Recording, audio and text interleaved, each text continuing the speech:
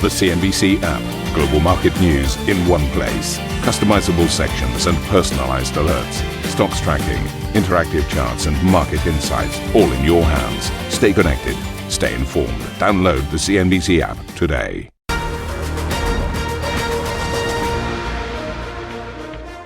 A very good morning and a warm welcome to Squawk Box Europe. I'm Juliana Tattleman with Karen Cho, and these are your headlines this morning.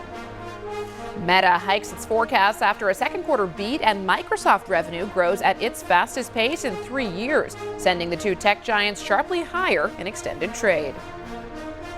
Airbus reaffirms delivery goals for the year despite delays from engine supplier Pratt Whitney, while CEO Guillaume Faury gives CNBC his take on Europe's trade deal with the US. We're happy to see that the agreement between the US and the UK and the more recent one between the US and the EU provides a safe environment for the aerospace business.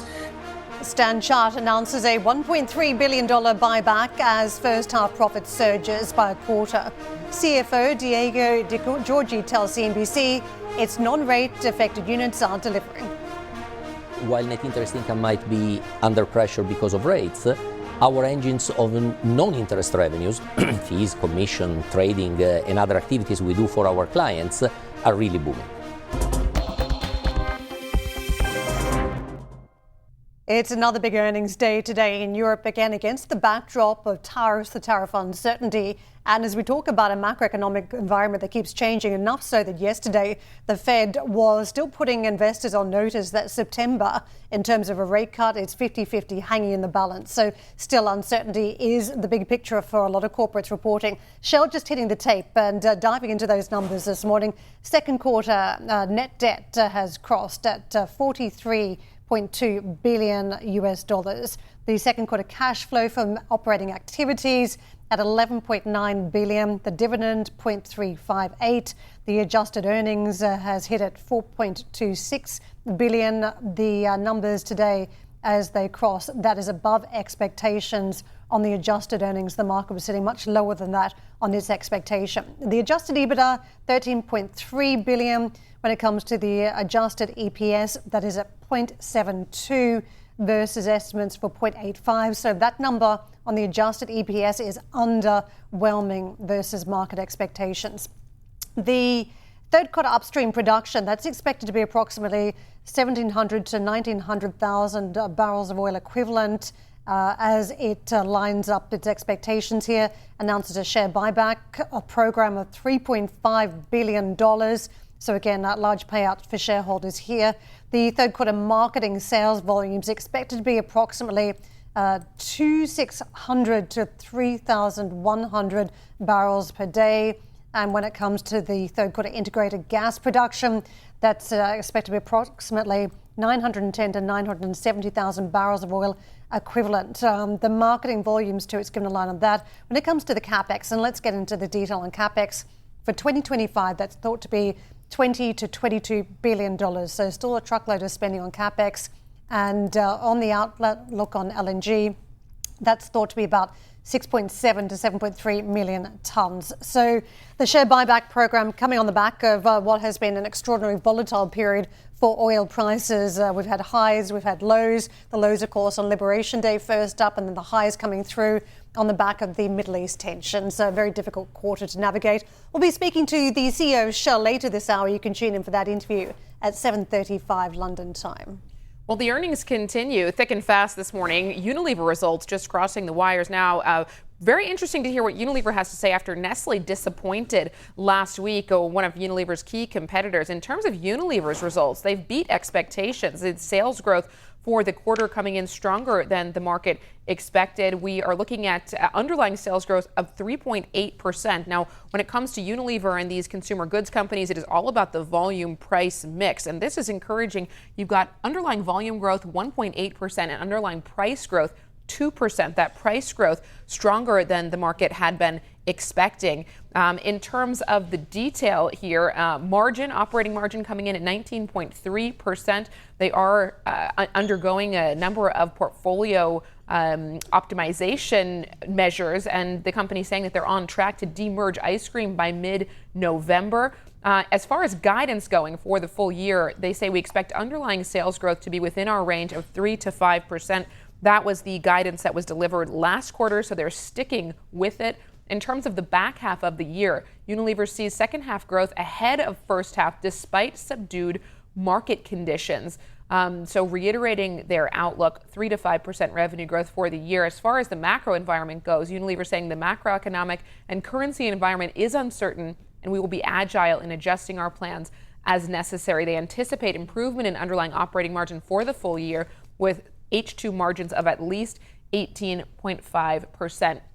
One last word here on Unilever from a leadership perspective. The CEO has only been in place since March, Fernando Fernandez, after a very short stint, about a year from Heinz Schumacher. So this is very early days for the new CEO who had been at the company before, but certainly a strong set of results to kick things off for him. To me, it's the evolution of that volume price mix that's going to be fascinating with tariffs coming into the mix. Will the price be going up? Will the volume be coming down? Will there be mitigating factors behind the scenes for these big food businesses? So for me, that's going to be very interesting how that plays out. I think for today's share price reaction, that's also going to be key when you look at how Nestle traded on their results.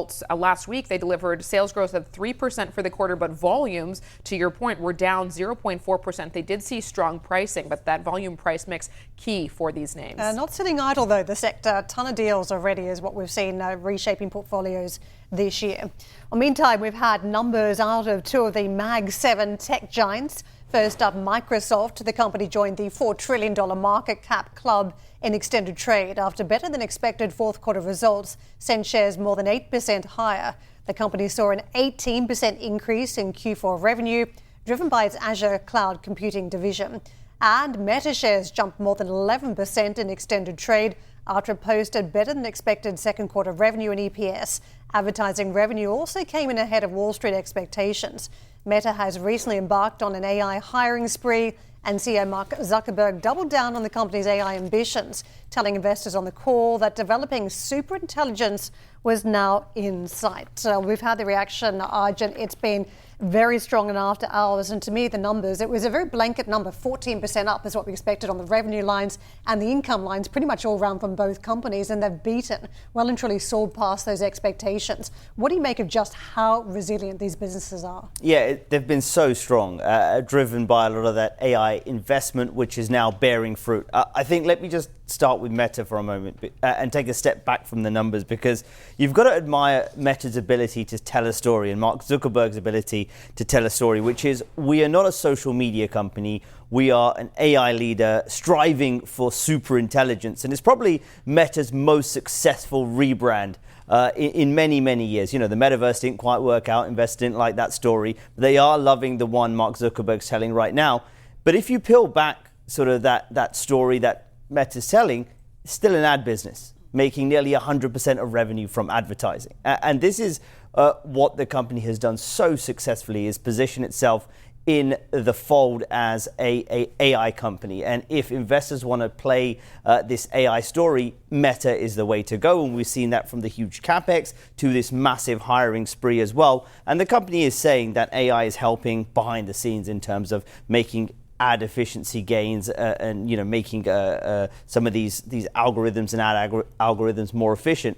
And I think that's kind of been sort of a brilliant masterstroke from Meta. I think we got a lot of mixed messages, though, didn't we? We're spending more time on the sites because of the AI that's producing more content that we want to watch.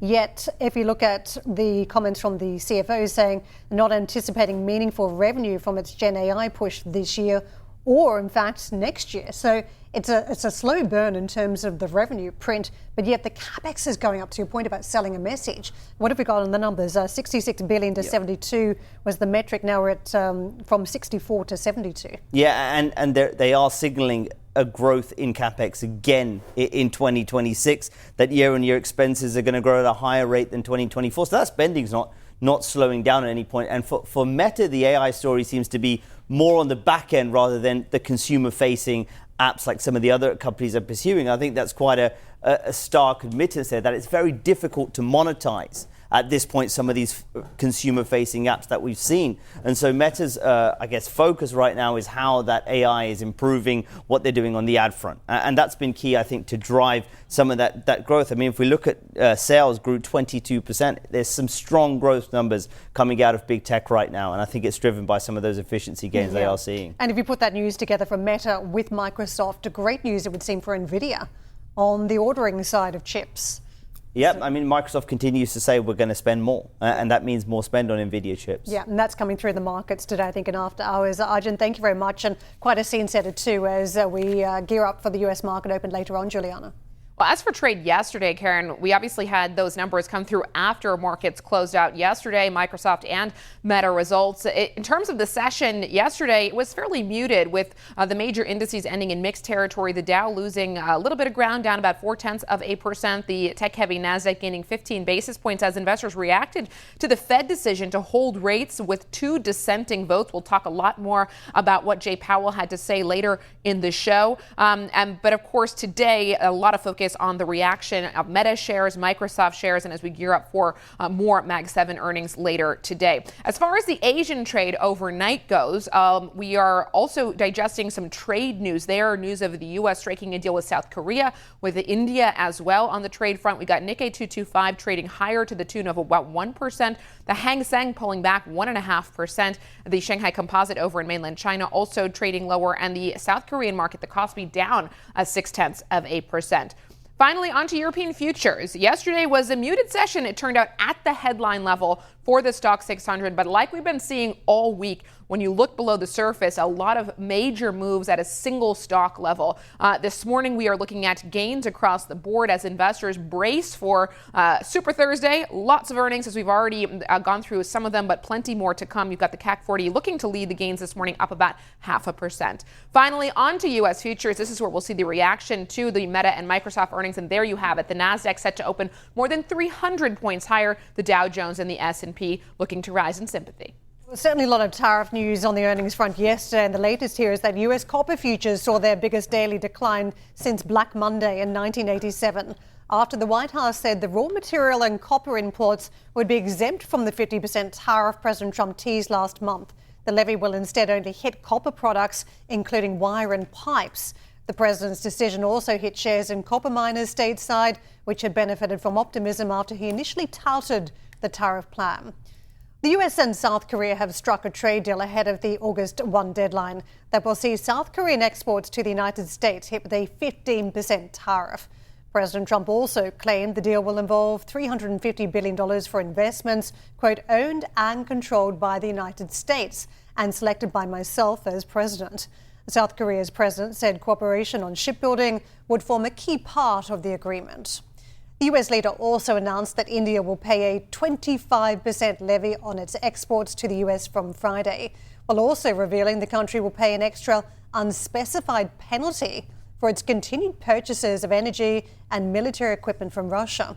Trump hit out at India's trade deficit with the US, claiming it has, quote, the most strenuous and obnoxious non-monetary trade barriers of any country. The US has so far managed to make only 8 deals with some key trading partners, yet to strike an agreement. For a full list of countries that have a deal and those that don't, you can check out CNBC.com. Now back to that Fed meeting. The Federal Reserve has kept rates on hold, but Wednesday's meeting saw the most dissent on a decision since 1993. Fed governors Christopher Waller and Michelle Bowman disagreed about holding rates and voted to cut. The decision came just days after President Trump paid a visit to the Federal Reserve as he ramps up pressure on the FOMC to lower rates. Fed Chair Jay Powell said it was still unclear how the rollout of trade tariffs will impact inflation.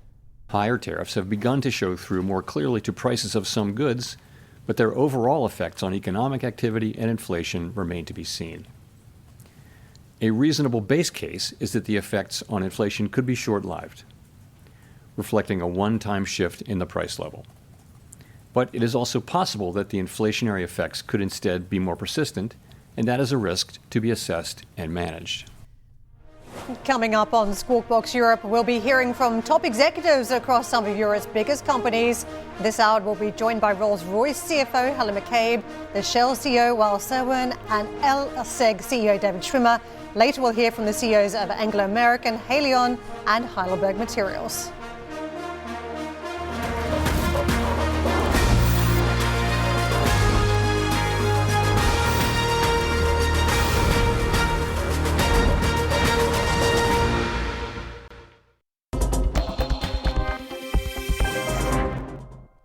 Welcome back to the program. AB InBev reported a 6.5% jump in second quarter profit, beating expectations, but the brewer reported a slight decline in volumes in the period due to weakness in China and Brazil. Meantime, over to Airbus, which reaffirmed its target for a 7% increase in annual deliveries to 820, despite engine delays. The aircraft maker, which also makes satellites, saw adjusted EBIT almost double in the second quarter to 1.6 billion euros, while revenue came in flat at 16 billion euros, both ahead of expectations. The CEO, Guillaume Faury, told CNBC he's optimistic about the outlook, flagging an easier trading environment. We have a lot on our plate for the second half of the year. We have a backloaded year for a number of reasons. We need to deliver more in the second half than what we have done in the first half. But indeed, we have a good momentum. We have wind in our sails. We have a strong demand for our products. And we see an environment that on the trade side looks to be better than what we could have feared. We're happy to see that the agreement between the US and the UK and the more recent one between the US and the EU provides a safe environment for the aerospace business, meaning a return to the so-called 040 that we enjoyed since 1979, that provides a zero tariff environment for civil aviation, for the aircraft and for the parts. So we're optimistic for the second half of the year, but we have a lot to do. Hensoldt posted a record order backlog of just over 7 billion euros in the first half, while adjusted EBITDA and revenue both rose on the year. The German defense firm confirmed its outlook for the year amid continued strong demand in the sector. The stock has more than doubled in value so far this year. Meantime, Rolls-Royce reported a 50% jump in first half underlying operating profit to £1.7 billion. The British aerospace giant also raised its guidance and said it has seen some improvement in its supply chain. Shares have surged in recent years, now the sixth largest stock on the FTSE 100. And we are very fortunate now to have Helen McCabe with us, CFO of Rolls-Royce. Helen, very good morning to you. Thank you. Looks like quite a strong quarter for Rolls-Royce. I know you started out the year on the front foot and momentum was looking good back in May, and it seems as though that positive momentum has simply continued. That's right. As you say, it has been a strong first half year results. You got the numbers perfectly. Operating profit 1.7 up 50%. Free cash flow 1.6 billion. That's up 400 million compared to this time last year. And operating margins over 19%. And that has given us the confidence to raise full year guidance. And while we've done that, we've also been able to reward our shareholders. This year we'll be returning £1.9 billion to our shareholders. And that's the first distributions we've done in 5 years. So I think evidence of competitive and compelling shareholder returns in there as well. A real milestone, I think, for shareholders to see you returning cash to them after so long. When it comes to managing your supply chains, I know it has been a challenging period. So talk to us about how that's been going, what mitigating actions you've had to take in response to tariffs, and we can get a little bit more into the detail around tariffs as we go. Okay, so you're right, the supply chain has been challenging. It's an industry challenge. We expect it to remain challenging during 25 and 2026. And the challenge is really around parts availability and product cost inflation. We've been very proactive how we've dealt with that. We are seeing some improvements because of the actions we are taking. For example, we've got teams embedded in our organisation and teams embedded in suppliers' organisations. We've got about 260 people that we've embedded in our suppliers' organisation. We are seeing the impact of that. Parts delivered to us have increased by 15% year on year. The amount of time it takes for our engines to go through overhaul repair bases in some cases has improved by more than 30% compared to this time last year. So we are seeing the impact, but some suppliers are still struggling, and we are seeing product cost inflation. So we manage it very tightly, but I think it still will have some challenges this year and 2026. As we talk about product cost inflation, we know that there have been a ton of tariff negotiations, the big one, of course, coming through with the EU. Yeah. What does this mean in terms of the distortions and the disruptions, the inflation that is still yet to come on the back of these tariffs that will now be baseline tariffs? So as you say, a lot of activity in relation to tariffs. We were very quick to respond to it and assess the impact to us and also our customers. It doesn't have a material impact to us, and any residual impact we have fully mitigated. Yeah, we were very proactive as how we dealt with that. That's on the direct impact. We continue to monitor the indirect impact, so what that may do to GDP, foreign exchange currencies and so forth. In relation to the aerospace industry, the UK and the US trade deal that was signed last month exempt aero engines and aero parts from tariffs. And the one that was just announced last week in relation to Europe and the US, it will be written up formally, but the expectation is likewise aero engines and aero parts will be excluded from tariffs. But we were very, very proactive as to how we dealt with that, and the residual impact, where we did have some in our power systems business, we have mitigated by our actions. We were talking to an analyst yesterday about zero for zero tariffs and whether a sector specific exemptions, and that is a key theme to play, so that is fascinating. I want to get to the defence theme because it's been huge for the stock. I know there's been a significant transformation program as well, where you've been honing focus on a couple of key segments, but the broader theme really has been one around defence that has swept up the stock and taken it with the rest of the market. One of the overarching fears, though, is still this execution error and that the industry has too many capacity constraints. You touched on some of that before, by and large, across the industry. But what can Rolls-Royce do that's different from the rest of, say, the German suppliers in the defence sector that can ensure you meet the capacity issues in a timely fashion?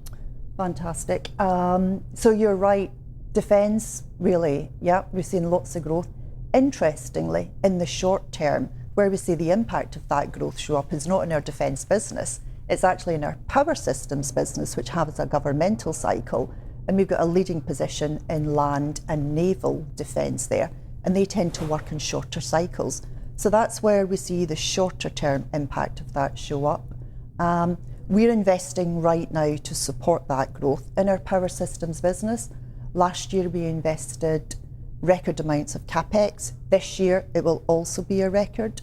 Just in the last month we announced $100 million investment in the US to build out our capacity for power systems and to support our power generation business. Within your power systems business, alongside the growth in governmental, you're also seeing strong growth in data centers. Can you talk to us about what's driving that and how much potential there is for Rolls-Royce in this space? So I think huge potential in relation to data centers. So data centers sits within our power gen business in power systems.